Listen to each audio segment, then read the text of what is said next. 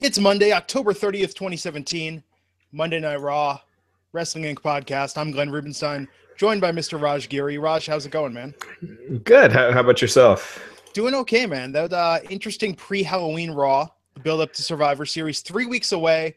Oh, it feels like a lifetime. So much happened tonight in such a crazy fashion. Yeah. It was kind of all over the place, but had a bunch of returns tonight. Some big ones, some not so big. No Bray Wyatt, who was at the show. Oh, interesting. They didn't use him, but Bo Dallas was back. JoJo was back, ring announcing. Samoa Joe. That was the biggest. Jax. That was the big one. Nia Jax, Braun Strowman, even though that doesn't really count. But yeah, Stephanie McMahon. Stephanie McMahon is back, and true Stephanie form, dressing somebody down. This time it's Kurt Angle. She just seems so. I know it's a character, but she just seems so into it. She must have inherited that from Vince. You could see that sort of sparkle when she's doing that character, you know? Yeah, but Vince wasn't so much. Vince wasn't like, in his heyday, he would get his a lot of times. Whereas Stephanie rarely ever gets hers, just maybe at Mania with a quick spot, but that's about it. Yeah, that's true. She doesn't go as far as Vince, though. I don't think Stephanie's literally had someone kiss her ass on TV. Right. Well, that's a lot. Is just the changing of the content too. Yeah, I'm sure she'd do something similar if she could. Yeah, seriously. So tonight, oh man, started off Kurt Angle out there responding to Under Siege from last week, interrupted by Stephanie, who made him the captain for the Raw team at Survivor Series. Jobs on the line. Stakes are high. So it's probably going to be Team Kurt versus Team Shane. Yeah. I think that is what it is. So Team Kurt is looking like it's going to be, one second, Roman Reigns, I think Samoa Joe. I think PW Insider had reported it earlier. Yeah, Finn Balor, Braun Strowman, and Roman Reigns. So that seems wrong because I thought they were doing Kane and Braun Strowman. But again, Shane McMahon, AJ Styles, Bobby Roode, Randy Orton, and Shinsuke Nakamura. So SmackDown's going to lose the main Survivor Series men's match. Well, I don't know, because do you have them lose the main Survivor Series match and the world title match? And the world title match. But maybe they win the women's. Yeah, but that's women's, just the women's, only the women's match. maybe, but the Usos should win the tag match, but that's what's that? The Usos should win the tag match. Yeah, but all those matches really don't matter. I'm sure they'll do a thing where SmackDown wins more matches than Raw, but Raw wins the bigger matches. But I don't know if they give them both of those big ones. I don't know. Yeah. So we should probably talk about the big news. I'm sure it's on everyone's mind. In fact, I was actually legit surprised by the amount of social media that's generated. What happened yesterday with the WWE releasing Emma, Summer Rae, and Darren Young. Now, the latter two, many people would say they saw it coming, given that we haven't really seen them on TV in quite some time. Darren just started doing house shows again about 6 weeks ago. But Emma, after her relatively strong showing in losing to Asuka twice, getting her first pay-per-view singles match at WWE TLC, just released. Have you heard anything about this? Yeah, that was the surprising one. Darren Young, he was just at WWE night the night before at the Clippers game on Saturday night. So I think it's clear he didn't see it coming. I get the feeling Summer Rae did. She's been tweeting stuff and posting messages for a while where it sounds like her career is over, or her WWE career for now. Yeah. Like there was one time she was replying to Sasha Banks. There was someone posted a video of Sasha, and Summer was like, "Oh, I always wish we could have had a program together," and stuff like that. So I think she saw it coming. That one wasn't a surprise. Darren Young, he got them a lot of good PR, and he does a lot of their, anti-bullying stuff. So I was a little surprised with that one as well. You know what was interesting at the house shows, the live events I went to, he was on the heel team. Yeah. Those live events. It's kind of weird. Yeah, I think they were just putting him wherever they needed a spot, somebody to fill in. But Emma was surprising because she, had been getting a push, was really competitive with Asuka in those two matches. Really was probably taking the majority of both those matches, and just to be gone, we'll keep an eye on it. I don't if there's more to it or not, but we'll see. Yeah, I'm trying to think. When's the last time they cut somebody right after this much TV time? They've done it. I'm trying to think. When was the last time they had a bunch of releases? It's been a while. Yeah, I'm trying to think. Like Bull got cut from NXT after having they had matches taped coming up, and after a pay-per-view match. But I'm trying to think the last one main roster. It's been a while. Normally, it's kind of the people like, oh, well, that makes sense. They haven't been on TV in a while, or we haven't seen them in a bit. Yeah, there was it when was Cody released? Was that last year? I thought Cody asked for his. You're right. He asked for it, but it was because it was around that time like Barrett was released, and I think he had asked for it too. There were a bunch in that period as well. Yeah, and I'm forgetting some of the others that were released. If anyone in the chat remember, please let us know. Sandow got released after he had one of those jobber entrance Raw segments where he was in the ring and then someone got attacked, so the match never happened. Yeah, he wasn't doing anything when he was released.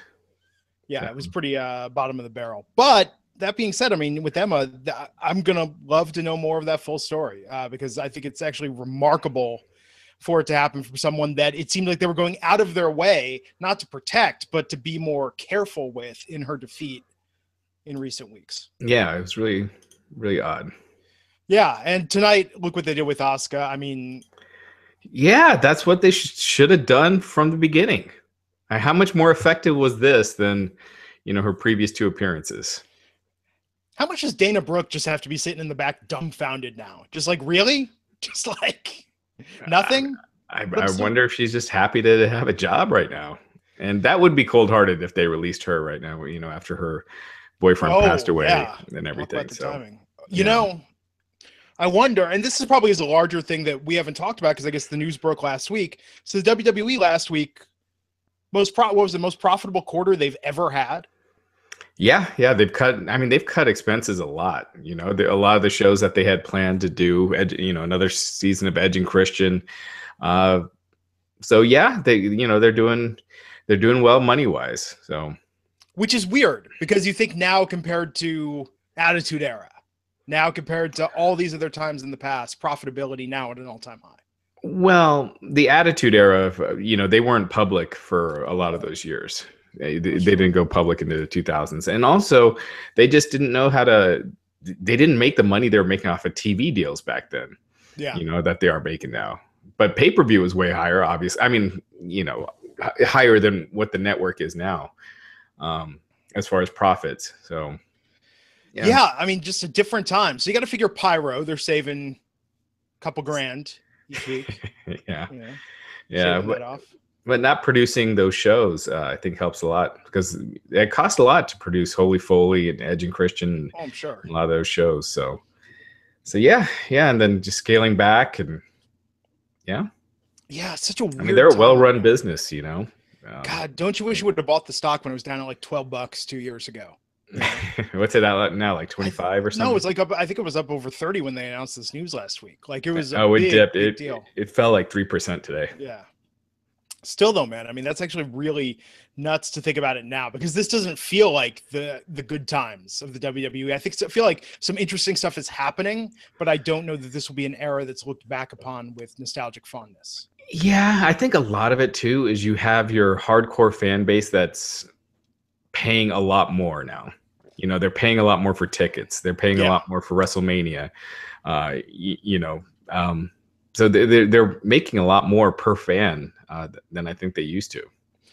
Yeah, it's absurd. What was the average ticket price in the US? What was it, up to like $55 or something like that? Yeah, something like that.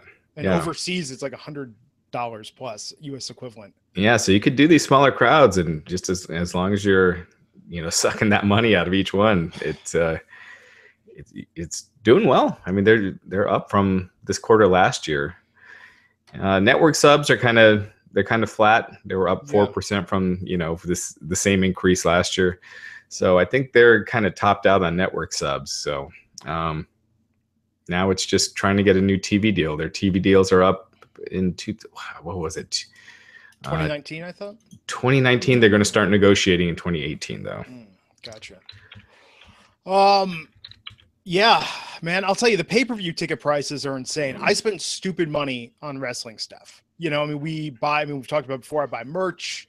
The wife and I will travel, we'll do these road trips, but we've figured it out that like pay-per-views and TV tapings almost aren't worth going to. It's like for the price of the tickets, the house show is a much better bang for your buck value. Yeah, but then again, you also know you're not seeing anything important at a house show.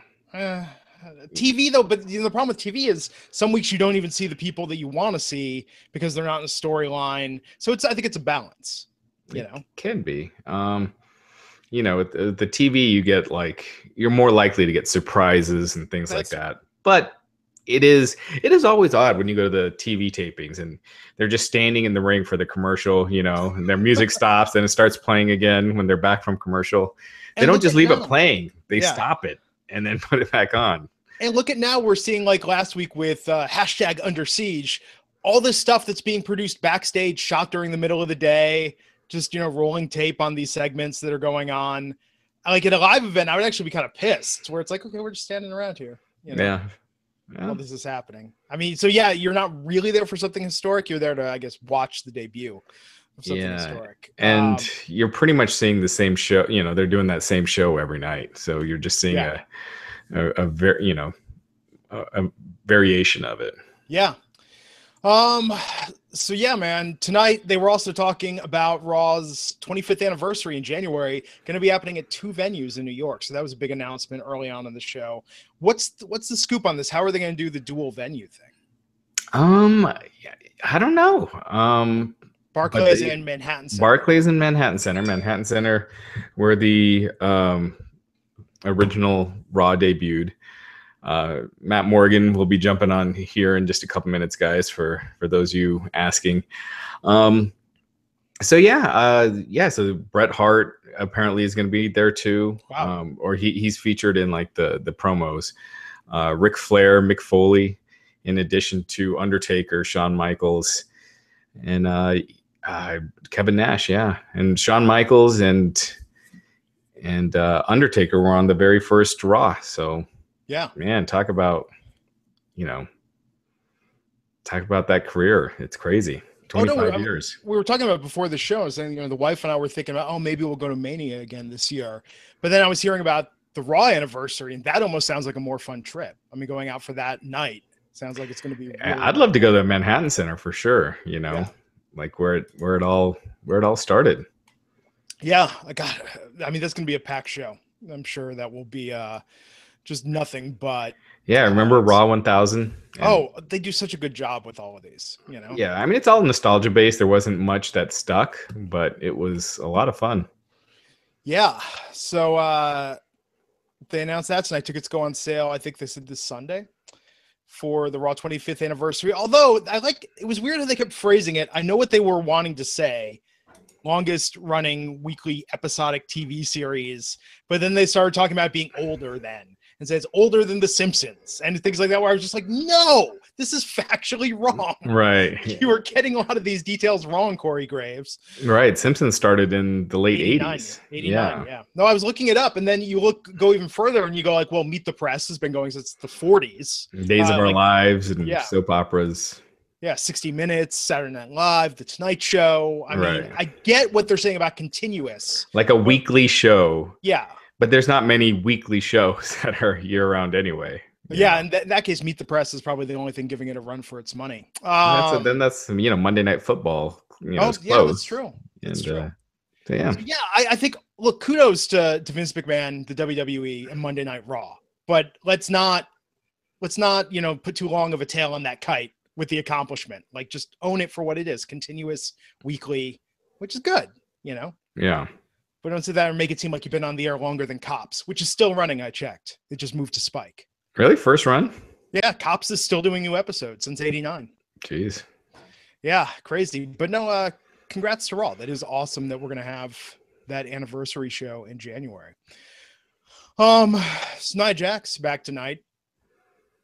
How much? I mean, do you think the rumors and all the chatter is true that she took off because The Rock advised her to? She was unhappy with her stories. I don't think so. I don't know that for a fact, but I'm pretty positive that it sounds like it was just a nagging back injury and she just needed a little time off, and that it was granted, and that was always the plan for her to be gone until this week. So the other stories just don't. It doesn't make sense. The Rock, I could not see him telling his cousin, who's been in WWE for a year, to walk away. He's not that dumb.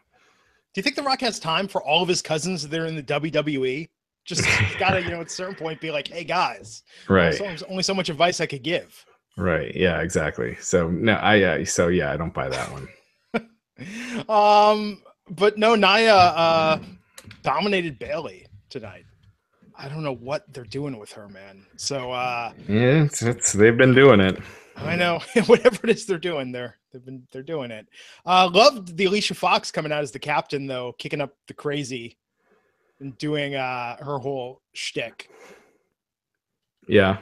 I mean, we'll see if it sticks. I mean, they obviously like her in creative. They give her these recurrent roles that are somewhat prominent again and again. Yeah. And also, did we already get that backstage segment with Bo Dallas being back? Oh, yeah. Let's talk about that. Bo Dallas is back. Yes. So no mention of him being gone. They're just like, here he is. How much do you think the average fan noticed? He got a little pop when they showed him. Yeah. So enough people. Yeah. I like Bo. I think he's got, with the way he's doing his hair and his getup now, he looks more like a star than he did before. So this has helped him and Curtis compared to where they've been probably since Social Outcasts, To an extent. Yeah. To an extent. They're on TV every week, but they're portrayed as job guys. I mean, people don't see them as anything more. Yeah. At least the Social Outcasts had their own merch. I'm just saying, yeah. Garage doesn't have its own shirt, Right. Oh man. So yeah, Bo's back. They did address the viral infection, as they referred to it, with what's keeping Roman and Bray out still. Yeah. So they're mentioning it now. So that's, I guess they mentioned it the last couple of weeks. Yeah. I want to put this off till Matt hops on here because I want to talk about Samoa Joe's return. But yeah, man, Roman is out next week. He's off the European tour, but he's slated to be back the week after that. Oh, so 2 weeks from tonight. Speaking of which, didn't someone figure out there's like 1 week where it makes sense for SmackDown or for Raw to invade SmackDown because of the touring schedule? Yeah, so it wouldn't be next week. Yeah. This week didn't work because the guys are heading out for Europe. Yeah. Next week they're in Europe. Next week they're in Europe, and they're SmackDown both running shows. Yeah, they're both running shows. So the week after, would that be the go home? I think maybe it would. Let's see. I mean, you would think it would be the go home show, just because. You want a big angle. What's that? Yeah, go home show, and I'm calling it right now. We don't see Roman until he comes and stops the invasion on that show. I think that's how you do a powerful Roman return, is you have him come out of the back. Well, he's slated to come back on the November, hold on 1 second, the 14th, is that right? Or the 13th? That's the go home show. That's the go home? Okay, yeah. So then, yeah, that would be it. So he would appear on that SmackDown then. Yeah. Or if SmackDown tries it again, he does something, pivotal role, surprise return. I think they got let me double check that, but I think they got a house show that night of the Raw go home show. So I think it would have to be the SmackDown go home. No, that makes sense. Let's see, the 13th. Yep. They have, let's see here. They got Raw in Atlanta. Oh no, they don't have a show that night. Yeah. So yeah, they could do another SmackDown invasion, or they do a Raw, Raw infiltrating SmackDown the following night. Oh man, the Daniel Bryan thing tonight. Just hey, he got carried out on a stretcher. It's like he had a match. Yeah, it was like, in a way, it was his first bump, but it wasn't. Could you imagine backstage over the floor was just all like foam padding and like trampolines? No, they didn't even do that. They just made a sound. So yeah, they just turned out the light. No, I'm saying just in case he fell, just in case something went wrong. No. Yeah. Or it's like a trust fall, stage hands were off there, like, well, can't even into our arms, No, they never even got that far because all that was shown was Kane grabbing him. That was it. Yeah. So, oh man. Tonight, I mean, it was really kind of an absurd Raw. And it's funny that they had the Halloween influence. I almost wish they would have dubbed Tonight and Tomorrow, just brought back Halloween Havoc as a name, and just done 2 random ass shows similar to the Halloween match they had tonight, because it had this weird feeling tonight of just so much crazy stuff happening. Yeah. Yeah, I mean, they could bring the Halloween Havoc name for just Raw on, the Halloween episode of Raw, but I don't know. The Halloween stuff also kind of kills the show, man. That Trick or Street or whatever, Trick or Street fight, that was just brutal. Poor Gallows and Anderson. That's the second year in a row they had to do that. But not as Chad Too Bad and Tex Ferguson. Right. But, the crowd wasn't even into that. Okay, so what was up with the crowd tonight? We could talk about that before Matt's here for a second. Baltimore. Like, you really came off as bastard people this evening. Why is that? Well, the what chance with Kurt Angle in the opening goddamn segment. It's the opening of the show. This is how you want to start things? Yeah. They were kind of dull for parts. They got rowdy. They're chanting CM Punk during the women's title match in the main event. Yeah. No, they like to... The crowds nowadays, especially the bigger cities, they like to be smartasses. It didn't seem good-spirited, though. It takes away from the whole thing. Yeah, it was really, I feel like that also derailed the show a bit, but you're talking about the crowd not popping for that Halloween match. I feel like that literally, yes, it was stupid, but it was sort of a gimme for the IWC and the people that love Southpaw and just their fan of the WWE having a little fun with themselves, Yeah. Let's just keep going, and if Matt comes back, we can, because cool, Matt, as everyone knows, is running for office, so his schedule is kind of crazy this week and next. So, and hopefully it should be back to normal in a few weeks. We'll see. Samoa Joe versus Apollo Crews. So Samoa Joe came out tonight, right at the end of the women's match. What do you think when they do that little overlap tonight? They did a lot of that. It's sort of like we're finishing one thing, now the next guy just starts walking out. Yeah. So wait, Samoa Joe, who did he squash again? Apollo Crews. And then Titus. So that was kind of like... It's kind of like what happened with Elias, where Elias beat Apollo and then attacked Titus. So I'm guessing it's probably leads to Samoa Joe and Titus next week. Isn't this why we have Kurt Hawkins on the roster? He was on main event tonight, so can't wrestle. Can't do that twice. No, apparently not. Spend a minute in the ring, I mean, I feel bad for Apollo. Apollo is a star. With Titus, they've actually kind of had a little bit of momentum with this whole thing. I mean, not in recent weeks, but I feel like it was picking up a little steam with getting Akira Tozawa involved in the Titus brand. And they just do stuff like this. And I don't think this does either of them any favors to have any of the three. It's even Samoa Joe. He needs to be at a higher level. This is like Finn coming back to face Bray Wyatt. It's just kind of beneath him at this point. Mr. Matt Morgan.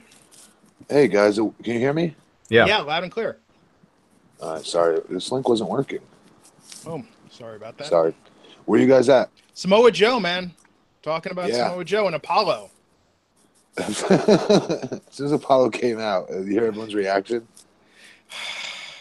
Land being led to the slaughter.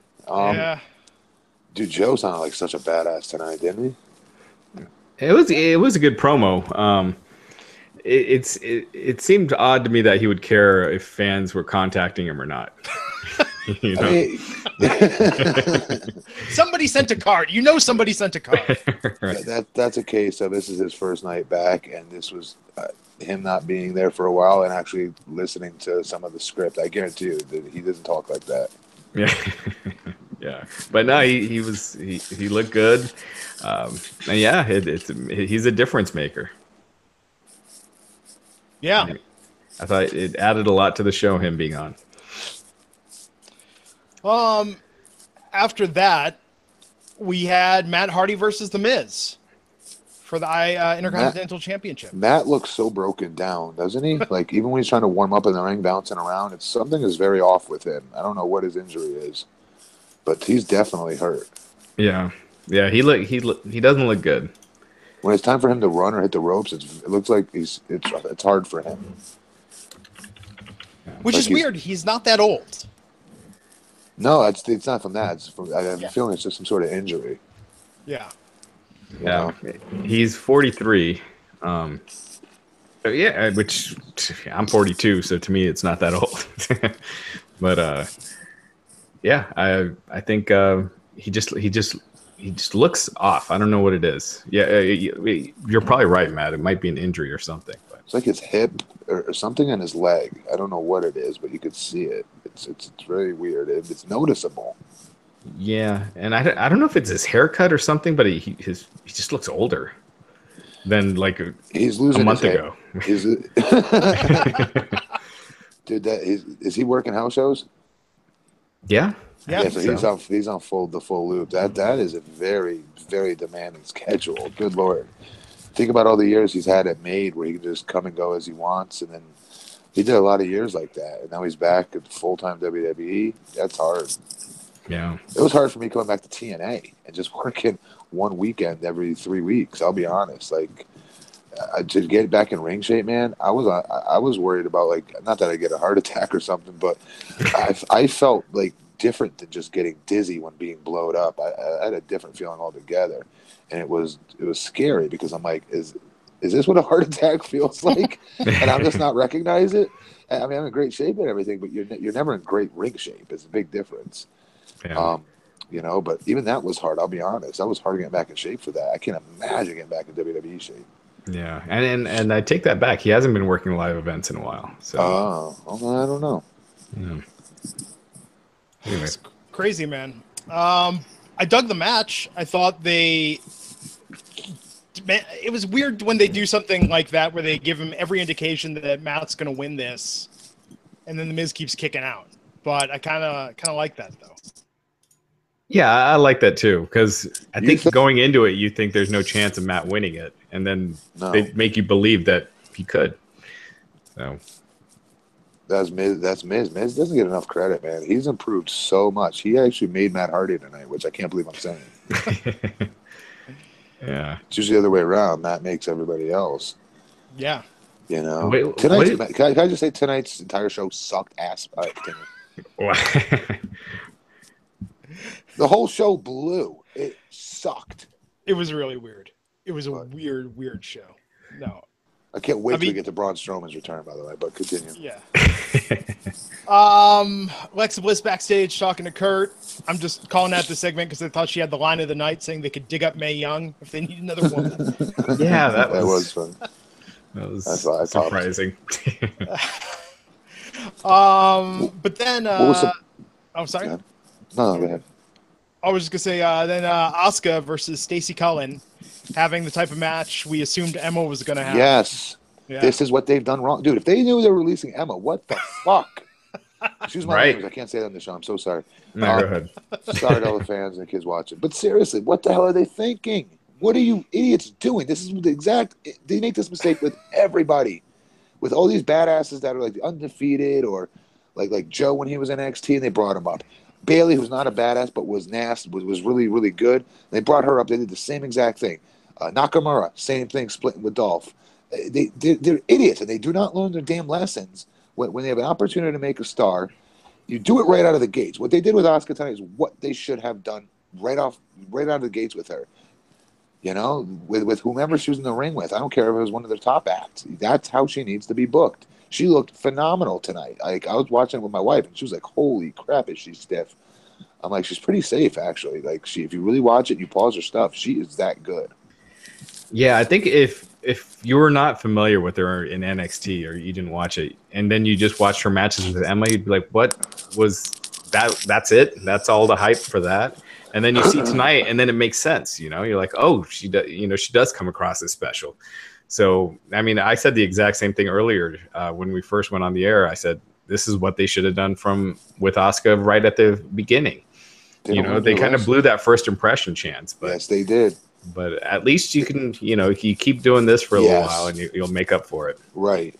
100% right. And the other thing is, I was going to say is, oh, damn it. I already forgot my train of thought. As, what was it? That she, I don't know what it was. I think that if she continues to be booked like this, you know what I mean? If they keep doing this with her, she's like, we know she's going to be a big star no matter what.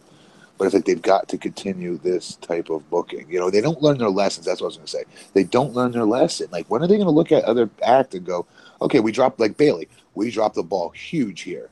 Or Nakamura, like, we really dropped the ball here by how we debuted them. They don't learn from mistakes they've just made like weeks ago. No, I mean, look already. They watch their own show, right? I mean, Asuka, Bobby Roode. I mean, there's Bobby Roode, yeah, a lot of examples of it. Ugh. Yep. So that was good. We'll see who Asuka beats up next week. Oh, they better pay that girl extra. Like, when you're an independent worker and you work a dark match, you get like a squash match like that.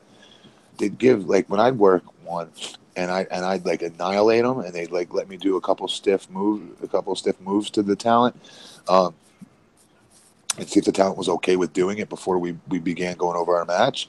They'd throw them an extra couple $100. And I hope they took care of this. Was it Cohen? Yeah. I hope they took care of her tonight, because she took an ass whipping. She really did. She got stiffed bunches of times in that match. Yeah. But it worked. It told a great story, and I got to give that girl credit for saying, oh, you know what? I'll go in there and I'll get an ass whipping by her.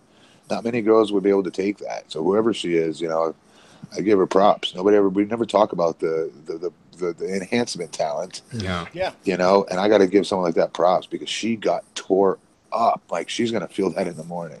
Yeah. And so that was Stacey Cutter. She is a student at Kurt Hawkins Wrestling School. Good training there, Hawkins. She's a badass. I give her credit. His student was on Raw, but he was on Main Event. There you go. Oh, anyway. Yeah, I want to see Asuka run through Kurt Hawkins one week while they keep building her up. So yeah, Kurt Angle backstage checking his phone, freaking out. SmackDown's invading again, but no, it's just Daniel Bryan coming to smooth things over. Kurt's promos have been off. They've been so freaking off, and I don't like him in this whole. Like, he would never sit there and let Stephanie McMahon talk to him like that. You know what I mean? It just doesn't jive with the character.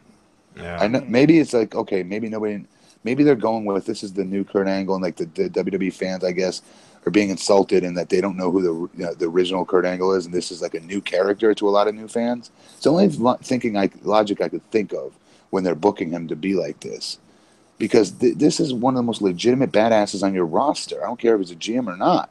You got to make these storylines jive. I get so disconnected with a lot of his promos, not just because his promos are a little bit off, but because you could tell he's like, why am I saying this? Why am I talking like this? I would never talk like this. You sense it when I'm watching him struggle through promos. Yeah, I don't know if it's the system, like he's just not used to doing the overly structured, scripted promos, or what it is, but his promos haven't seemed right since he's been back. There's something off. I don't know what it is. And he's a strong promo. Let's go back and watch some Impact. Before he came over, before he left and went to WWE, his promos were just as strong as they ever were. Yeah. So I don't know what it is. Yeah. I can't believe we're even talking about it. That's how good of a promo I always thought he was. And he is. Yeah. You guys have an iPhone? Yeah. Yeah. So the one thing that was bugging me when they kept showing Daniel Bryan on his phone is it's this screen when you're dialing, it's not like you're on the phone. No. Young Bucks do that all the time on purpose on their show that you can watch, Being the Elite on YouTube.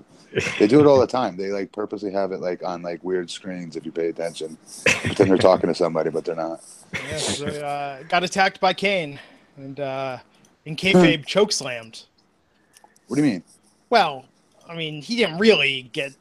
We saw the Kane move, but Daniel Bryan did not take a bump tonight. Oh, I got you. Yeah.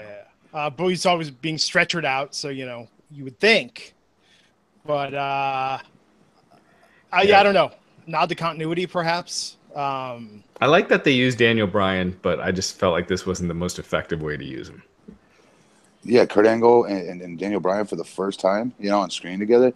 They both were put in weird, like, we want to see these two work each other. Yeah, or get heated, like, have Kurt Angle keep going at Daniel Bryan until finally Daniel Bryan gets pissed and gets back going at him, and something where it seems more organic than Daniel Bryan going there to get yelled at. He should have just called.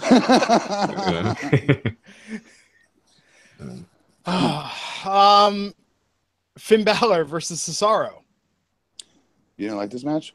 No, I did. I would say that anything I liked. This is something that was better than tonight's episode. The only thing I didn't like, I thought the match was great. It's just a long match when you know the ending. You know what I mean? Yeah, he's gonna. But that's when I okay, maybe it's the worker in me that I could turn my brain off for this match and just watch it for the match and the work itself and the psychology. Even though I know for sure, Finn's gonna win. Let's say, you know what I mean? Like it's like whenever Seth Rollins wrestles or KO wrestles, I always know they're gonna go over generally 9 out of 10 times, but I do know I'm going to be entertained in that match, and I watch it. I think maybe from a worker's perspective and not so much a fan's perspective. I don't know. I'm always entertained by it, like that type of match setup, though. And it's another example of how underrated, like Sheamus and Cesaro together are. Like, what a great utility match that was tonight for them to be able to just step in and throw one half of their tag team in there and have the match of the night. They can do that any night. Mm-hmm. Yeah. After we had more interaction between... I'm sorry? Oh, go ahead. I was going to say, so Finn won, and then after we had more interaction between Finn and Kane. I'm sorry, what's with the cheesiness of the digital effect of the glass cracking tonight? And that they did it twice. They did it with Finn, and they did it with The Miz. Yeah, when they were slammed down on the LED, and the LED had the glass crack. No, it's a short. It's a short. They act like there's an electrical short happening. There was a spiderweb pattern that was not there before tonight that happened right after where Finn's head hit. Oh, then it's different than Miz's. Miz's blinked on and off, I remember. Yeah. Oh, that's I like when they do the blinking because that's accurate. But it's funny when they try and make this digital glass. But with Kane, though, getting the better of Finn, and then Kane proceeding to beat Seth Rollins in the next match. This is the strongest Kane's looked in forever. I love Glenn. I do. I just don't buy him in this position anymore. I don't. It's hard for me. Even though he's bigger than everybody else and you think it makes sense, we've seen it, and then it gets taken away from us, and he comes back as corporate Kane, and then it's just the same old crap. I don't know. I don't like seeing them beat people like our young main eventers, like a Seth Rollins, or a Dean or somebody like that. I don't know. Yeah, I didn't like how, because you didn't have to do that to Finn either. He just lost clean last week, and then to just have him punked out a second week in a row when he was going to the back anyway. You could have easily not have done it since Kane's, taking out Daniel Bryan anyway, and beating Seth Rollins. You already got enough momentum on Kane that you don't have to hurt Finn in the process.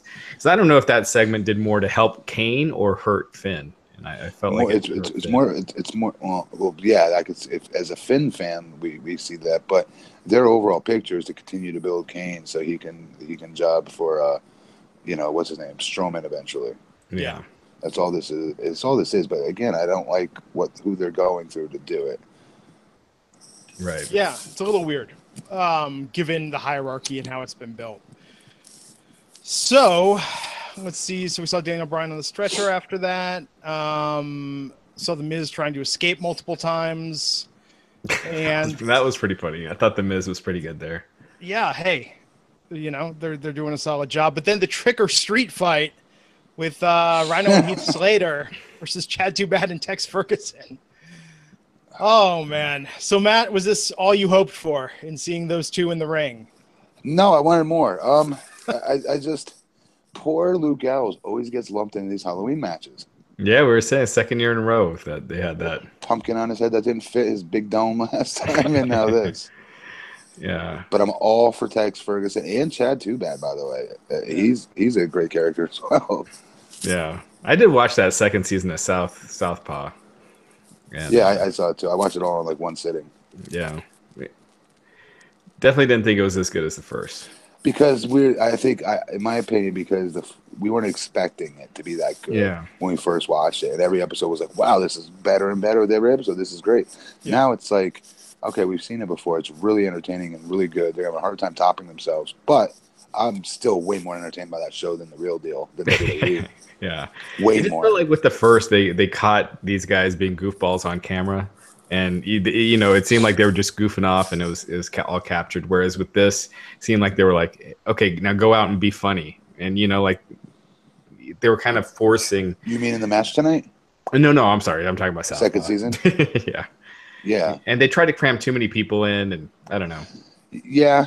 The Daniel Bryan stuff, people were raving about. They couldn't wait. I was like, that's not really that funny. He's okay. Same as the Miz stuff, and same with Miz. Yeah. Anyway, Natty though. Natty was great in season 2, as the lone women's wrestler. Okay, yeah, that was good. Yeah. But yeah, it's always going to be hit or miss. Yeah. Slater and Rhino won. So great. Yeah. And if you're watching the show or you're just listening to Subscribe It and you think, oh man, how could the show get any better? Well, the next segment was Elias. And he came out, and it was interrupted by Jason Jordan. Getting a little Deja vu. Smashing his guitar. ×3. Yeah. Yeah. I thought Elias' song was pretty good. Like it always is. Yeah, like they've gotten way better than his time as NXT. He's putting more effort into it. Yeah. Which is good. After that, more build up. So real quick, Jason Jordan destroyed Elias' guitar. So that was the big thing. It was a new guitar. Yeah. Oh man. Okay, so more backstage with the Miz with Axel and Dallas. They find a bag of garbage. They're trying to leave. And then after that, we had Enzo Amore and Drew Gulak in the ring. They're giving Drew Gulak a lot of time.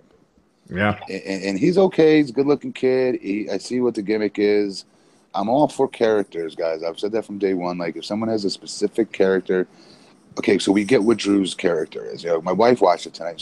She goes, ew, when he did the SOWFT soft gimmick. Yeah.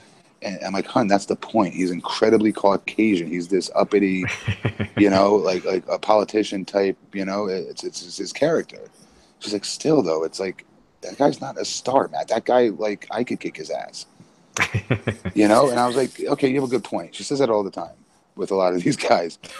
And but I think Enzo, man, they make him look like even like a bigger star though, because of just the big drop off in charisma between him and everybody else. I will say this: we didn't get a chance to talk about this. How good did friggin' Daivari brother do with last week? Oh my god, I thought that was awesome. Daivari's the new character, kind of.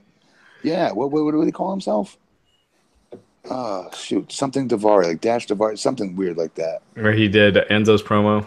But he was his hair was slicked back. Maybe it was 305 Live. Yeah, 205 Live. 205 Live, 305. Jesus, that's my division. God, I'm getting old. Yeah, dude, like seriously, he did great. That should be his character. Remember we were saying, why do these guys always have to play these stereotypical racist characters? Yeah. Like right there, that's him, man. That he can pull that off, and it's not that stupid stereotype thing of, the turban and the crap that's been played out from the friggin' 80s, man. Whenever they have that type of ethnic character playing that character, yeah, he did great. He even got his own language. What language is that considered? Farsi. Farsi, yeah. He even got some Farsi lines in. I know it's not Raw we're talking about, but that's how shitty Raw was tonight. So therefore, I am going to talk about it. He did great. I love that character. It fits. Yeah, no, he was awesome. I actually liked I like Gulak here. I liked him spelling SOFT. I thought that was great. He's overdoing the U part though. Yeah. Like he did it really good last time. Yeah, it came across more as an act this time as opposed to that's how he really is. Yeah. But is that PC? Is that incorrect that I'm calling him overly Caucasian, by the way? I think people know what you mean when you Yeah. say that. I think I refer to him as his character is kind of like the middle manager we've all worked with in some office setting at some point, like the guy that's, you know, the classic overachiever, brown noser, hall monitor type. He's like Dwight from The Office, Yeah. but Stiffer. Yeah. But no, I thought, look, man, sometimes pairings are the key to it. I mean, we saw, look what Jericho and Owens did. When you pair up the right guys that play off each other well, I think Gulak and Enzo. Magic. There could be magic, yeah. That was the problem with Enzo and Cass. It was too much. Actually, Enzo and Cass, remember at NXT when Cass was the straight guy for a while? Like when Enzo was acting spacey and Cass was the one who was like, oh, I can't believe you sometimes. Like that was really funny. But for the most part, they played him like the same dude. And that wasn't as good. So That's true. Gulak, this is nice. It's a nice contrast, you know? yeah. Raw women's title match tonight. Mickie James versus Alexa Bliss. Is Mickie done or something? They just killed her tonight. It was a weird ending. I mean, that was a cool looking punch, though.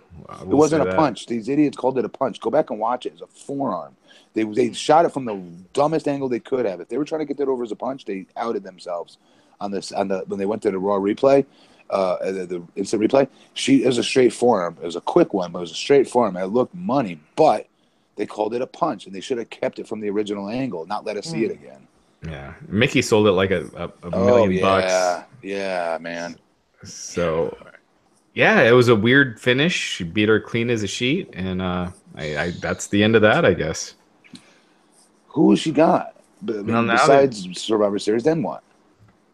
I don't know. You think they go to Asuka already? Oh yeah, what am I saying? That's right. I forgot about her. I forgot she's there. Yeah. Wait, real quick. Beginning of the show, what's her name came out? Is she really the captain? Alicia Fox. Oh yeah. Yeah. Why is she the captain? She won last week. She beat Bailey and Sasha. Oh, to be a captain on the team? Yeah.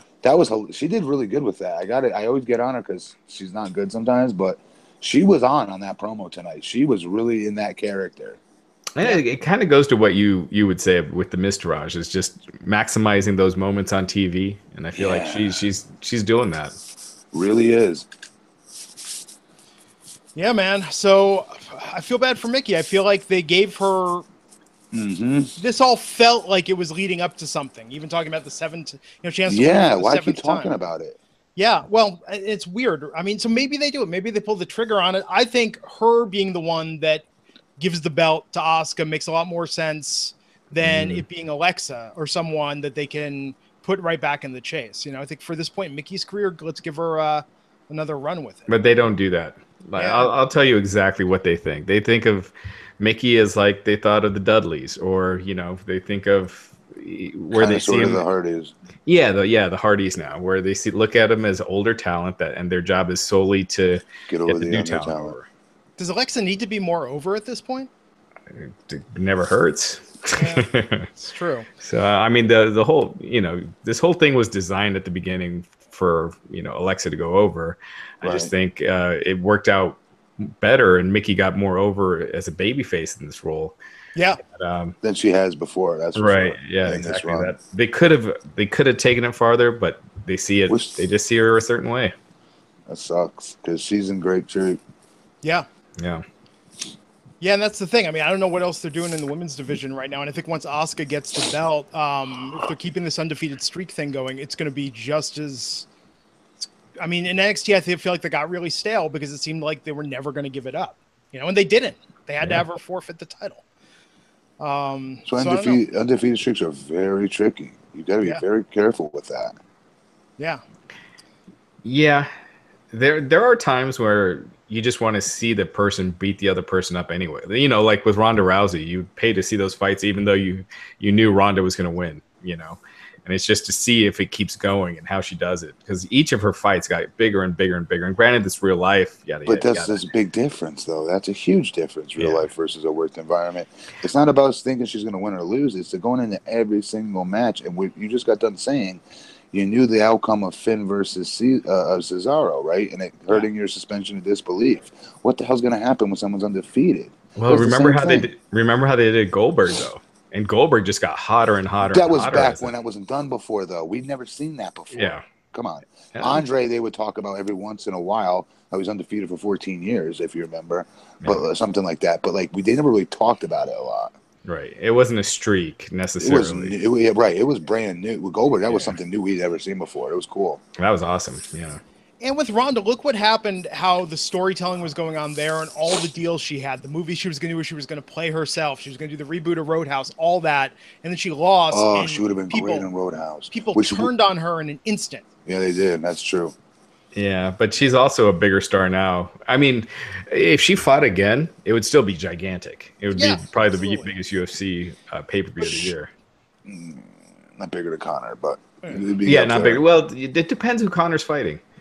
Because what was she going to play in Roadhouse, though? Real quick, was she going to play the hot nurse? The Swayze role. No, she's going to play. They were going to reboot it with her in the Swayze role. The hot nurse. What was her name? That was why am I blanking on? She ended up being on the Housewives. Kelly Lynch was the nurse. Oh, really? I believe so. Those are characters now, no real life. No, names. that was her real name.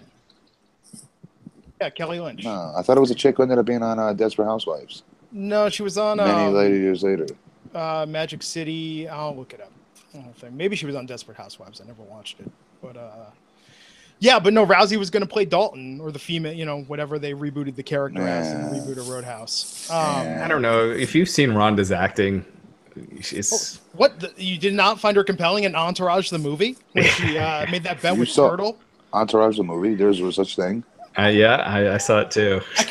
I liked Entourage for the first 3 years. Season. But then I started hate watching it for the second half. Like I was like, why am I watching Entourage? There's a lot of bad acting on that show. Oh, it got so ridiculous. I probably liked it for 4 seasons before it. The movie was but I still finished it. Yeah. Sense of completion at a certain Turtle and the guy who was their their manager that lived. Oh, Ari Gold. No, the kid. Eric E. Yeah, E and Turtle annoyed the hell out of me. Like I would have booted Turtle millions of times out of my circle. You see, I didn't mind E and Turtle as much as I did Johnny Drama. Johnny Drama drove me nuts. But I liked him at the beginning. He's just one of those. His act got old to me. Yeah. We're really digressing here. That's how shitty Raw was. You guys remember when Jeremy Piven was the guest host for Raw that week and got the names wrong of everything? Summerfest. Summerfest. Oh, that was. I kind of wish they'd bring back the guest host because at least on a night like tonight, it would have livened things up a little bit, I'm fine if you do it like once a month or something, but when they were doing it every week and they had to pander to those guys, it just drove me nuts. I hated it. Yeah. No, it was ridiculous. So let's talk about segment of the night, the last segment, with Braun Strowman doing the Terminator, coming out of the garbage truck. It wasn't even him coming out of the garbage truck. Go back and watch it. Well, standing in front of it. Yeah. Lame.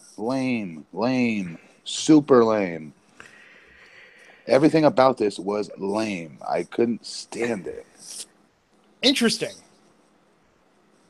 I thought it was a little cheesy, but I thought so cheesy. But it worked. Like the crowd was going nuts for it. I mean, they were when Braun was out there beating the crap out of him. That's different, yeah. But I mean, the reintroduction to him. That whole thing was stupid. That he got compacted in the dumpster. It was, but then the shot of Miz and them, the Miz Entourage in the limo, that was super cheesy too. It was all horribly shot. It looked like crap.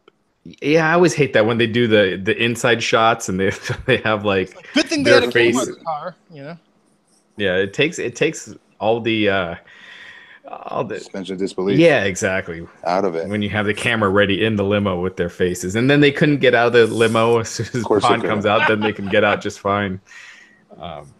So that part was cheesy as hell. But I did like the beatdown once they went back to ringside. Yeah. And Braun just came across as just a monster baby face. Oh, absolutely. Super over baby face, something they've wanted for a long time that they haven't had. When the crowd chants one more time and you keep doing it one more time. And you do it 5 more times. Yeah, you're the face at that point, That's not a heel move. Yeah, I think he's officially a baby face now. So it's looked like it in the past, like when he was run over by Roman, kept coming out, came out of that truck. But I think this time they're going for reals. He's booked against heels going forward. So Yep. That's Raw for Halloween 2017, folks. We'll see if SmackDown is somehow more ridiculous tomorrow night. Yeah, I felt like they should have just made it a bigger deal that Raw attacked him. Like it was just kind of mentioned, it was in the opening segment, and then that was just kind of it. And it was Raw kind of forgotten about. I mean the other way around, that they were attacked by SmackDown. Yeah. Like you remember it, again, we're going back way back, but with the NWO when they would do it, it was like the whole episode is like WCW's on alert, and they're like, waiting for them, and will they show up? And it just made it feel like it was a real dangerous thing, and that there's so much realism. Yeah, and there's so much realism thrown in it too, if you remember, because of how that invasion thing was first originally booked. Like these are guys that just got done riding in the same rental car together just like friggin' a month ago. You know what I mean? There's no divide between SmackDown and Raw. Right. I'll never take the brand separation seriously, ever. Yeah. No, I agree 100%. It's forced. It's like, oh, we got a Raw versus SmackDown pay-per-view come up, so now we got to do this angle. You know what's crazy is that, do you know where they really screwed the pooch with the brand extension? Is that they got rid of Talking Smack. That did an amazing job between Daniel Bryan legitimately acting like he was proud of his stars on his show, same with Shane, versus Raw. And AJ would come on and say, we're the workhorse of, I'm the workhorse of the company, but this is the workhorse show. You got to be able to go and be on SmackDown. And I bought into that. I was like, yeah, they're right. The best workers are on SmackDown. Like there was some sort of pride there you could see trying to beam through. And then stupid ass Vince shuts it down. Yeah. That was so stupid. That was such a good outlet. If you're going to be serious about your brand extension, they could have really been smart to have kept it around for now, because it would have came in really handy for Talking Smack with what's going on. I don't know. That's the only time I really felt a little bit of believability with guys being proud to be on their show, because that's a real thing. There is a real thing. When I was on SmackDown, like JBL, Eddie, Benoit especially, they were very serious about us having better shows than Raw. Having better having working matches. Very serious about it. And they did. I mean, they were kicking Raw's ass quality-wise for a long time. Yeah. And I think for the fans, I honestly think I felt I have lingering effects of this, but when Talking Smack was a thing, I legitimately felt invested in SmackDown Live. Me too. Yeah. And it's not the same anymore as it once was. Yeah, you know what I wish they would do almost now is you drop the third hour Raw and you do a half hour, beginning of before Raw and a half hour before SmackDown, like Talking Raw, Talking Smack, whatever, Raw Talk, cool. Talking Smack. And then you have like a little pre-show where you have these guys come on, be themselves, kind of bring that back. Mm-hmm. And you fulfill that time requirement that USA Network has. So you still have that, the same amount of programming each week. It would be cool. It'd make us look forward to the matches if you think about it. Yeah. Because I know that's what happens to me when the pre-show starts, but then they screw up a little bit by having like a match thrown in there and you don't know when it's going to come on. At least when after the first hour is up, if you go with your plan that you're talking about, you're going to see action. You know what I mean? It's right. It's predictable that it's coming up and there's something to look forward to. As it stands in the pay-per-view, it's like, okay, well, there's a match just being thrown out there? Oh, cool. Right.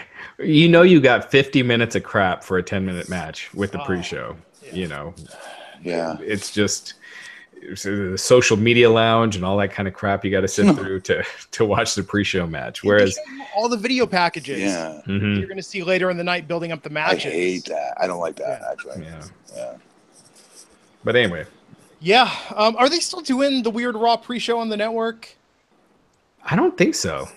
No, I think they stopped doing that. Connecticut? Yeah, that was never very good. They always had like weird Skype issues and... Yeah, I think I might have seen one of those. Yeah. But most profitable quarter in WWE history, folks. So that's what do you mean? This was the most profitable quarter in WWE history since they've been a public company. Q3. In large part due to all the budget cutbacks that they've made. Wait, so their business is doing really, really good? Is that what that means? Yeah. Yeah, I mean, they're making money out of each fan, basically. It's interesting. Yeah. Well, their TV deals, they're making way more than ever with TV. They cut down their expenses because the network, you really could cut out a lot of stuff and just use your archive stuff, archived footage. And then you got the live pay-per-views. And that's really what drives it. Yeah. I mean, The rest is just kind of, you know, dressing. So, like, don't even waste money on it. Right. Like on their stupid reality shows or their stupid joke show, whatever the hell it's called. Swerved. They stopped Swerved. So stupid. Yeah. I think Table for Three, though, and Ride Along are legitimately for what they are. Table for Three, especially, I think, gives you that more peek behind the curtain. You feel a little more invested in their stories. Okay.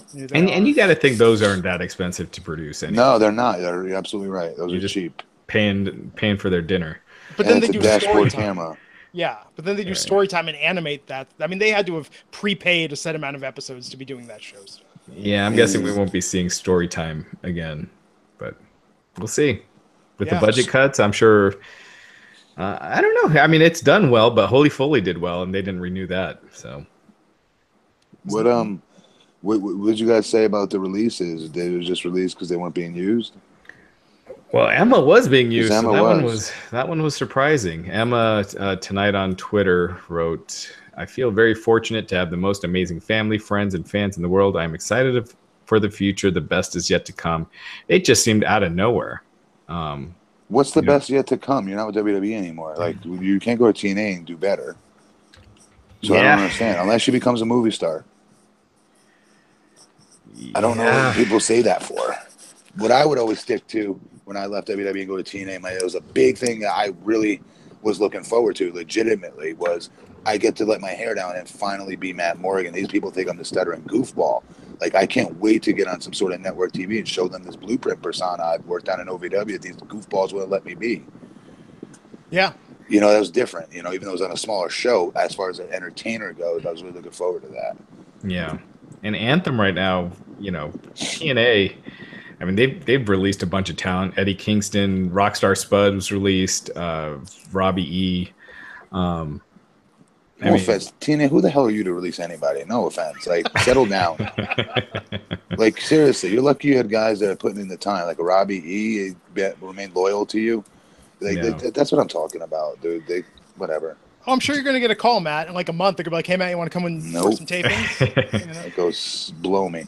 Jeff Jarrett's gone, but he had his issues. I don't know if the door is closed there. He went to rehab, so we'll see if what? Yeah, he checked himself last week, and it's WWE sponsoring it. But yeah, Jeff Jarrett. Jeff, what was he hooked? What's his thing? What's he hooked on? Alcohol for sure. He was loaded at an indie event last week. Wow. There were Impact tapings where I'd hear from the production crew and a couple of wrestlers where, you know, I never would have people guessed were that, drinking honestly. backstage and getting hammered, and he went way over budget for getting alcohol for a sketch for one of the segments with LAX, and he bought all this booze for it, I guess for TV, and then drank it. You know, some of the people drank it all. So, I didn't know that. Yeah, so obviously our best for Jeff. We were talking about how it felt like they were getting some momentum with him back. Yeah, I thought so. And now Anthem, you know, the parent company with the Fight Network, their podcast that they've had going forever, The Law, two of their guys are gone, John Pollock and who's the other guy? Jason Agnew. So they're gone. And the show is on a hiatus for now. So the TNA problems are bleeding into the Fight Network apparently. How and why? What do you mean? I think just the money they're losing with Impact. They're being forced to make cuts. You know. Another ass. Okay. Yeah. Wow. So who else got released from there? From TNA. Yeah. Hold on. Let me take a look here. Who the hell do they have? Rockstar Spud. Who else? I mean, I think that's been one of the big problems with Reno Scum is gone. That was Jeff's guys, yeah. Taryn Terrell, she had just come back in August. She's already gone. That's interesting. Yeah, so yeah. Like, I'm very confused. Who do they have? Gail Kim for one more show. Bobby Lashley. James Storm. EC3. Yeah, EC3, but Yeah, I don't know. I mean, it's just I think that's one of the things that's tough with watching Impact is you don't really know what the roster is going to be after the next set of tapings. I said that, dude, when I went back there. I was talking to Matt Magnus and saying, because he was like, I'm not staying for this whole time. Like, I'm trying to, like, he had a handshake agreement, to my understanding, with Jeff, similar to mine, but mine was different reasons, but basically like an honor system type of deal, if you will, even though we technically technically did sign a contract with him. But it was like, you could tell he wasn't going to be sticking around. And I was like, dude, do you see what's happening here? Like, if all these dudes here I've never seen before, I would not pay, no disrespect to some of these younger kids, but I wouldn't pay a dime to see any of them work, because I couldn't tell you who any of them were. Yeah, it wasn't being like some old grizzled jerk vet going, oh, these young whippersnappers coming in here. It wasn't like that. It was like, just don't know who they are. Who are these people? Like, they should be half of them look like they should be pumping my gas or changing my oil. I'm being serious. And the other half were just like, they thought they were over, and I was like, dude, like, Jeff's bringing a lot of us back here. Like, settle down, get to the back of the bus. Yeah. Seriously, it was like, I'm not just saying to be a prick. I was just very surprised. All these people walking around, like, who's that? Who's that? Who's that? I keep asking Masters every 10 seconds, who's that? Who's this guy? Who's that chick? And I had no clue. And I'm thinking, as a fan, I kept saying to Magnus, I go, what's, like, as a fan, how do you get emotionally invested in people if you can't guarantee they're going to be there? Right. Like, you had to have some stability. So these TNA, like, originals, there is no such thing anymore. Even when AJ and Joe and all Bobby and all them cleared out of there, you still could have gone that way with, like, let's say if I stuck around myself, even though I wasn't there from day one, I was still there long enough. Magnus himself as well. Like you said, Storm. Others that had put in time there where people could emotionally invest in. You know you were coming back, and we're a big deal when we were there, like in 08 or whatever, 09, some of our better years.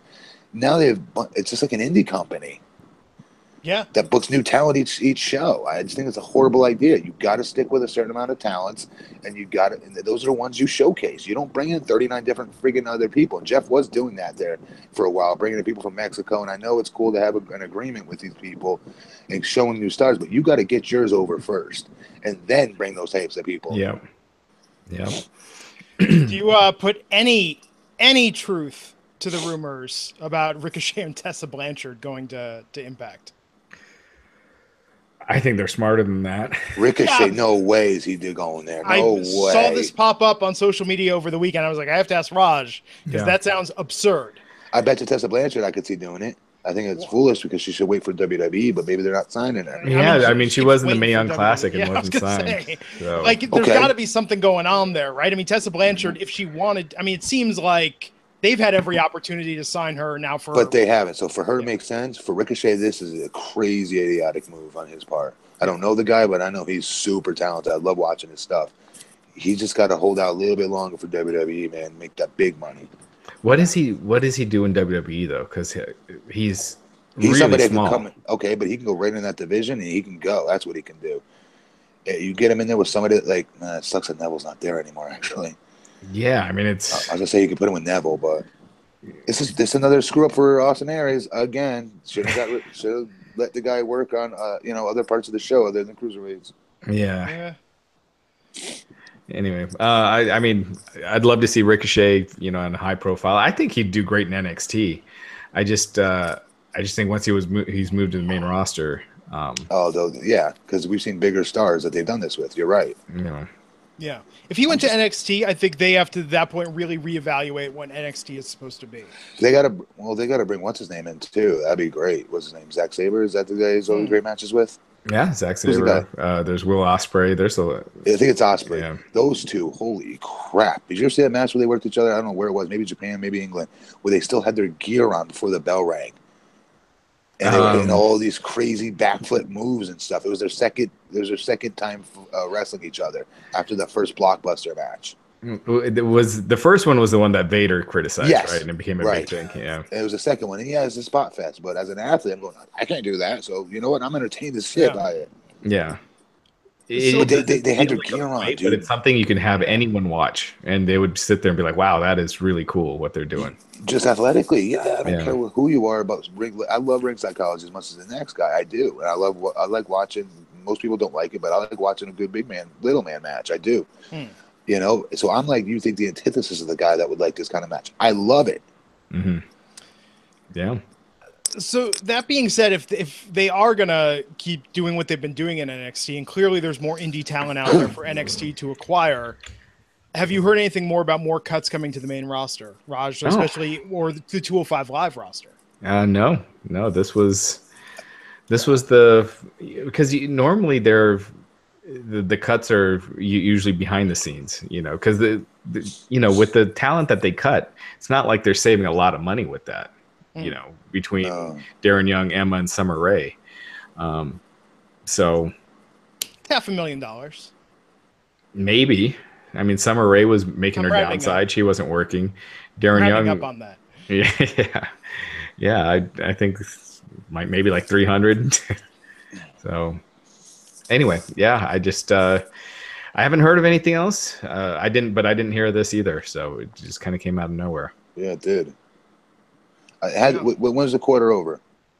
It was end of September. So this had no effect on it. Huh. No, but it could on this quarter. Yeah, Q4.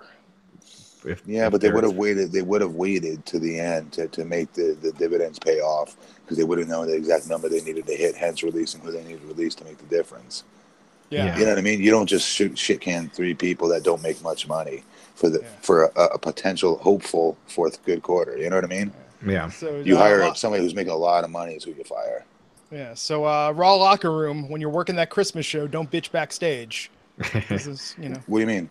Raw's running on Christmas this year, right? Yeah. Jeff Hardy's wife was not happy about that. And what'd she say?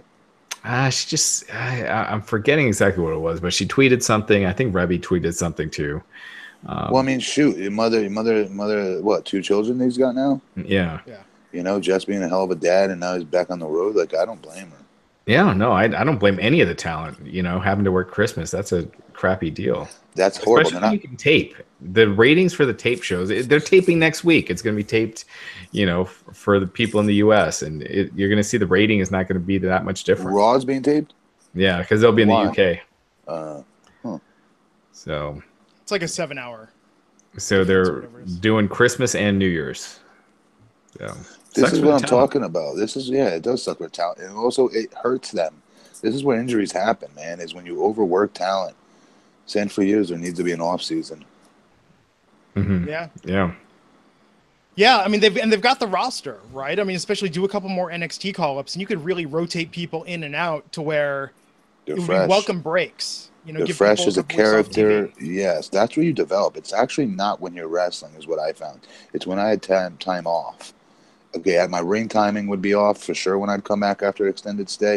I only had one extended stay ever, and it was because I had something like I think I was on like the 7th most. Somebody told me like a TNA when it was time for, I think it was Bischoff or somebody, when they were trying to like rationalize with me on what a great idea it would be for me to take some time off away from TV for the first time since I've been with them. And I agreed with it. My character had gotten a little stale, and part of you gets nervous about it too, though, because you always want to be on TV as much as possible. But they were just trying to, I don't know if they were sugarcoating it or what, but they're like, at the time I had the 7th most matches at in that company, including pay-per-views, TVs, everything. They really oversaturated me with matches, which they shouldn't have done. You don't do that with your giant, but they did. And so it was a welcome time off, and I had all this time to think of something new and cool to do. And I was trying to create this new character, and then we did the idea with Hulk wanted me to steal his robe and go that route instead, which, anytime Hulk wants to be a part of a storyline, I'm like a little kid in the candy store being excited. But the other half of me is going, that's a pretty cool persona. That that would have added a cool wrinkle to my character. But that's why I was growing my beard out. My beard was like humongous. And it was before anyone else was really growing their stuff out, before it was right around Daniel was growing his out, actually, Bryan.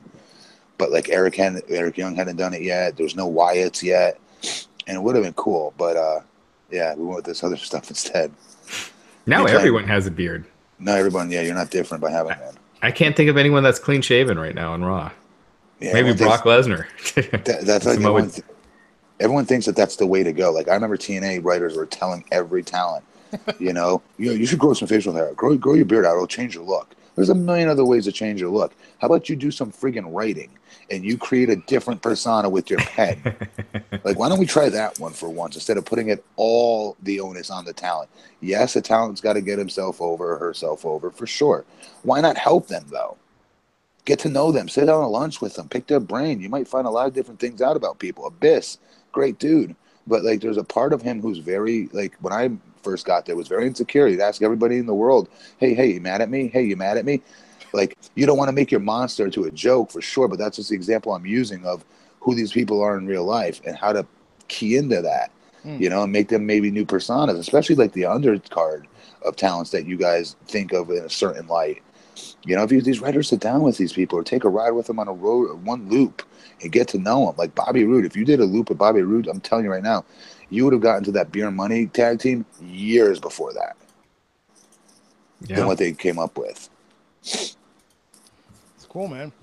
One last thing we didn't touch on this week. I know we've been all over the place, folks. Appreciate everyone hanging with us for a bit of a looser Wrestling Inc. podcast tonight. But of the names that's going to be at Raw's 25th anniversary, The Undertaker, making his first appearance. At that point, it'll have been almost a year. Was somebody bitching in the chat room that we're not talking about crappy-ass Raw? No.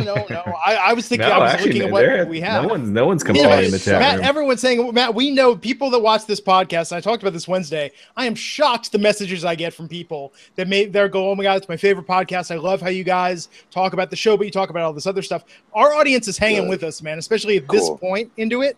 We know they're there. I'm just looking at my notes and thinking, what didn't we touch upon tonight? The number of viewers watching right now is actually the highest so far since the start tonight. So, yeah, which is good.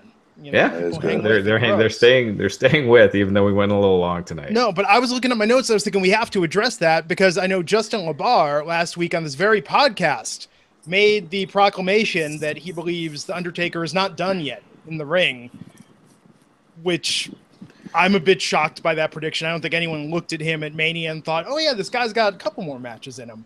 That very much felt like his last match, but that's his prediction. It wasn't, But I've not heard that prediction really. That is not a popular prediction. I think the rest of us are thinking. None of us think about it, but if you asked me that, I would have told you I could see Taker wrestling in the other two matches. Really? Yes. I think he's done. After seeing how bad he looked in that Roman Reigns match. If he had to, he could. Yeah. He's the dead man. Like, he has magical powers and crap. He could shoot electricity out of his ass. I think he can do all these cool things. Like, and he would need it. He had, but he doesn't do that. He still tries to work like a main event match. You know, like he tries to do all his stuff and I think that he with the match with Roman, it really showed that he can't really do it much anymore. But, then again, I wouldn't be shocked to see him wrestle one more time. I wouldn't. I feel like it's just we're getting to that uncomfortable level. It's like Mickey Rourke and The Wrestler. Like, okay, this is really like I'm respect, but at the same time, it just gets to a certain point where you think about their heyday and where they're at now. I don't know, aging the passage of time. It kind of bums you out a little bit to see them not be able to perform at the level they once did. Yes, that's true. Yeah. I mean, I've always wanted to see that match with Cena, but I don't think that's going to happen. And it won't be what it could have been. Yeah. Real quick, Nikki Bella was eliminated from Dancing with the Stars for anyone that cares about that. I don't care. And I don't care. Watching this show, you better not care. Glenn, of course you care. No, I'm surprised. I would have thought she just had a lock on the votes and winning. I've watched one episode of Dancing with the Stars ever, thank you, and it was when Adam Carolla was on because I was curious. I don't believe you. How that was going to go. He saw Adam Carolla, but not Chris Jericho. I watched Jericho's, actually. I did. Oh, see? Well, there you go. You probably watched as much as I have, Matt. I watched more. I watched this whole season that he was on. It's I like a lot of bad reality TV, but that's not really my flavor. Not really my thing. It's a little too hoity-toity. It's too what? Oh, really, theater boy? Hamilton is hip, man. I like kind of the hip. What's Hamilton? Hamilton's the hot. It's the hip hop musical about the founding of this country, about Alexander Hamilton and the founding fathers, but with mostly told in what? I love that Matt does not believe. This is what you said a year ago. You're like, I don't believe this is a thing. Matt, this thing won like all the Tony Awards the year it came out. Does anybody care about Tony Awards? No, but it's sold out for years. You have to buy tickets years in advance. Yeah, great. Good story. How about this one? Anyone in the caller room, whatever the hell it's called, where people could type in and say, hey, this show sucks. Whatever that's called, the chat room. Sorry. Yeah. All right. Does anybody pay attention who wins Tony Awards?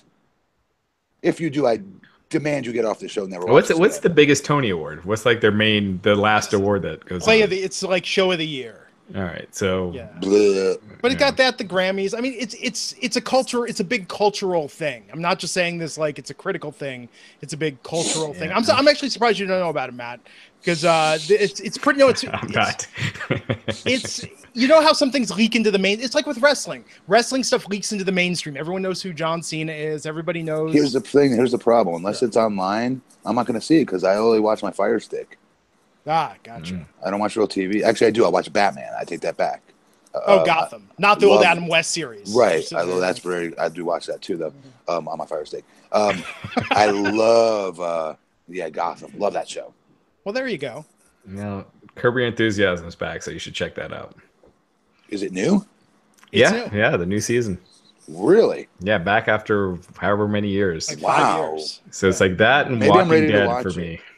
Yeah, Walking Dead's pretty good too. You're right, but I'm very behind in it. I'm a whole season behind on Walking Dead. I went on hiatus. Last season kind of sucked. I was supposed to have this. Okay, I'll tell you guys this right now. What's the dude's name? That the big like the kind of big redneck country guy with the red hair. Remember him? Oh, on Walking Dead with the Hulk Hogan mustache. Yes, I auditioned for that part, and I was all but told that was mine. I swear to you. So like I got like bitchy about it and then refused to watch it because I didn't get it. Like a little bitch about it. I swear to God. Man, that's an article going up. Just so you know. I swear to you. I was at my brother's house in Boston, supposed to be there for the holidays, and I didn't pay attention to anybody because I was doing nothing but memorize my scripts. And then the last second, they pulled the carpet out from underneath me.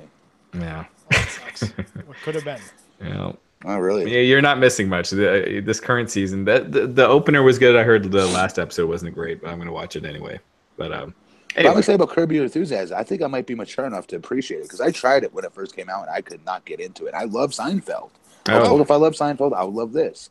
But you got to give it time. Well, it's not everyone's cup of tea. My wife gets annoyed watching that just because. Does she like Seinfeld? Yeah, that's like her favorite show. Yeah, me too. I love it. I think he gets on her nerves too much, but isn't he Costanza? Yeah, he was the basis. Yeah. Does he kind of play like that character? Yeah, but even more so. But way more, yeah. Yeah. Even worse, but it's hilarious. I'm gonna try it tonight. Yeah. There is too much good TV right now, which is where I think the WWE each week. Right. It's actually amazing when you compare. I mean, I just watched all the Stranger Things season 2 this week. Same here. Yeah, but you watch that and you go to watching Raw and you're just kind of like, oh man, what am I doing with my life and my time? If I wasn't in this podcast, I swear to you guys, I'd be watching something else. There's no way I'd watch this. Yeah. Yeah. But when wrestling is good, it's really, really good. It just there's an angle I'll watch, right? If AJ is at the top and he's wrestling, let's say it's Seth Rollins or Finn, I'm tuning in. I'll watch. Yeah, when wrestling does something hot, there's nothing better. But it's just so few and far in between lately. It's just too scripted. There's just not that organic feeling at all. And I'd love to see more of that. But I was thinking about that the other day. I was like in the Starbucks parking lot, and I had this epiphany when I was walking to my car, where I was just like, "Is it that wrestling is actually good, or is that it's so terrible most of the time that when it's just halfway decent, we pop for it? We pop for it so big." That's a good question. Yeah, when I go back and watch, like, when you watch like Hulk Hogan turning heel, and you see how angry the crowd was, and just how real that moment was. I mean, it was planned, that he was going to turn heel, but just how upset people got and how much of it made a difference. You don't see that stuff anymore. Something I've been dying to say about that real quick, guys, and we're off track here, but the Attitude Era as a whole. Mm-hmm. One of the reasons, everyone had experience, and like Val Venus had already been working for 12 years on the Indies. Like everyone had D'Lo Brown. All these guys had tons of experience, and were about to be exposed to a national audience and became huge stars. Like we always talk about how everyone had a storyline. That was something Vince Russo did that was really good. He made sure everybody had a compelling storyline, top to bottom. But one of the things we keep forgetting is the cat was let out of the bag right around that time that wrestling was a work as far as it's sports entertainment now, right? So what was very hot that we don't pay attention to when we think back in the Attitude Era was now guys are using real names. So they had that element of realness they actually sprinkled back in when they just got done saying this is a work. So there was causing us constantly to question, hey, was that real? Maybe that was phony, but that was real, right? They had that element because they had just went the other route with, hey, this is a work. Now we have years and years and years of telling everybody that freaking cat is not only out of the bag, but it's dead. Yeah, you know what I'm saying. So like, it's so hard. That's why they don't take that into account with today's guys and saying, well, these guys don't go out to get themselves over. They're not big stars. It's different. They don't have that element that, you know, Steve Austin flipping the bird for the first time that we've never seen before has happened, right? In this attitude of these guys using their real names and sprinkling this little bit of reality thrown in there every once in a while because this guy's not being called Kevin Nash. Wait a minute, that's Diesel. Wait, we have to call him Kevin Nash now because that's his real name. And there was something real about all that stuff that we will never have again. Yeah, and then real stuff. You know, you also had the Montreal Screwjob, which was real. So it was popping up here and there. Where, so when the Mike Tyson Steve Austin thing happened, I remember watching that, being like, "Whoa, was that?" Me too. I was watching it. It was cool. Yeah. Wrestling with Shadows, when that came out, I was just like, not only was that the best documentary I'd ever seen, I was like, that's one of the best movies I've ever seen. Same here. Yeah. Yep. Awesome. I watched that like 30,000 times. I'll even watch Beyond the Mat 1,000,000 times too. Yeah. Yeah. Now, Wrestling with Shadows, every like 5 years, they come up with like new scenes that weren't included. Yeah. So I'm like, rewatch it. Brett's got another thought about this. We got a new interview. Brett's got Brett's got to cry about somebody else. But I feel like Eric, did you guys hear Eric talk about that, by the way? How he hits it on the head, actually. Brett seems always got to be pissed at somebody. Yeah. He's always got to have this lifelong feud with somebody. Then they make up, and then it's somebody brand new. It's weird. Yeah. After he moved on from WWE and Vince, then it's been Eric Bischoff for no real reason. You know, I mean, Eric didn't do anything. I mean, his career sucked in WCW, but he was to blame for a lot of it. He never looked like that same guy. He looked just devastated after Montreal. Like he just couldn't get over that. But he also didn't fit in with like the NWO and crap. There was nothing cool about Bret. No offense to Bret. There's nothing cool about him. I never got the badass Bret Hart's here, and now he's in NWO. Like Virgil was a freaking better fit.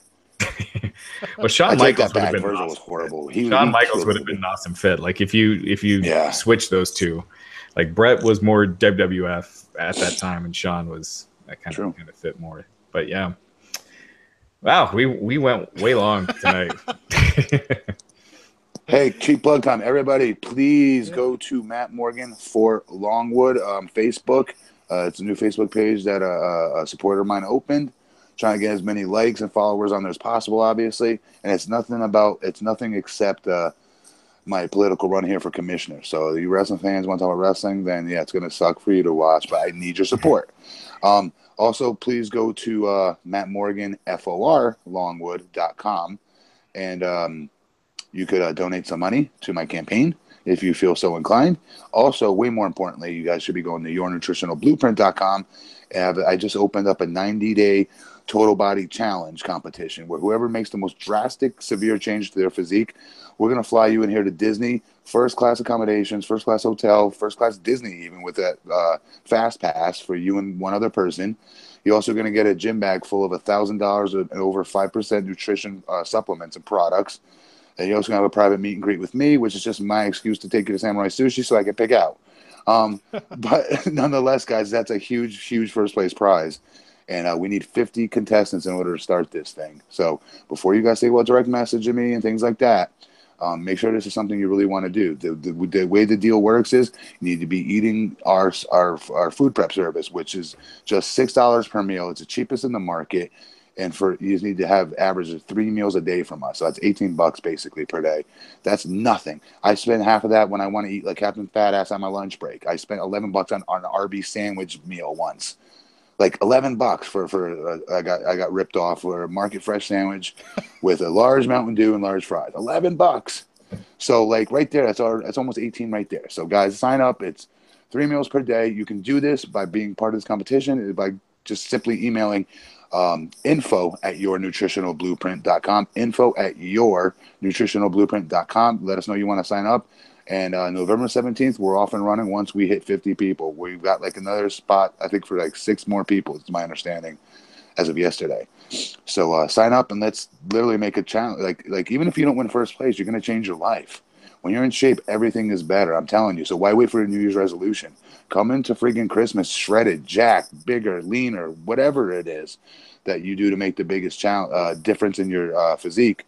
You know, it's going to be well worth it. You know, so yeah, that's my G plugs for tonight. Awesome, man. And is the election, is that next week? Oh, geez. Yeah, November 7th. We'll have one more episode here before it. Yeah. You think you'll be able to make it next week? We can talk off the air. Yeah. All right, cool. All right. Cool, well, man. Yeah. So, Barn Burner of a Wrestling Inc. podcast, folks, tonight. Thanks for hanging with us. I bet you this will be one of the better ones, seriously. Hey, man, when we get loose, you know, that's when I think the show really shines. So, you know all our Twitters. You know all the info, everybody. Thanks for tuning in and joining us. I'm Glenn Rubenstein. We'll be back here Wednesday, 12 noon Eastern to talk about SmackDown Live. See you back here on the Wrestling Inc. podcast. Take care.